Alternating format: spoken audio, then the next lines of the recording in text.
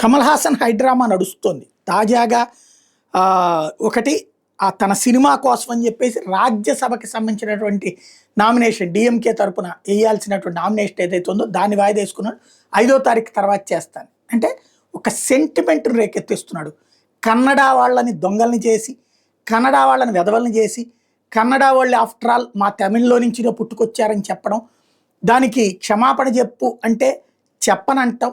ఇది ఓ రకంగా ఇప్పుడు అందరూ ఏమంటున్నారంటే మణిరత్నం సినిమాలకి ఎప్పుడో అయిపోయింది టైం. ఒకప్పుడు మణిరత్నం రోజాలు నున్ను, లేకపోతే గతంలో పాత సినిమాల సందర్భంలో నాగార్జున సినిమాను అట్లాంటి సందర్భంలో ఉండేది. ఇవాళ రోజున మణిరత్నానికి అంత సీన్ లేదు, అవుట్డేటెడ్. ఒకప్పుడు రామ్ గోపాల్ వర్మ అద్భుతం, ఆయన తీసే ప్రతి సినిమా కూడా. ఆ తర్వాత అవుట్డేటెడ్. ఒకప్పుడు రాఘవేంద్రరావు అద్భుతం, ఇప్పుడు అవుట్డేటెడ్. అట్లాగే అవుట్డేటెడ్ అయిపోయి కానీ తనకి సినిమా ఇప్పుడు సక్సెస్ కావాల్సి ఉంది. ఆల్రెడీ వరుస సక్సెస్లో ఇది కూడా సక్సెస్ అయితే 100 కోట్ల రూపాయలకి తన రెమ్యునరేషన్ పెరుగుతుంది. కానీ ఇది ఫెయిల్ అయ్యేటట్టుంది.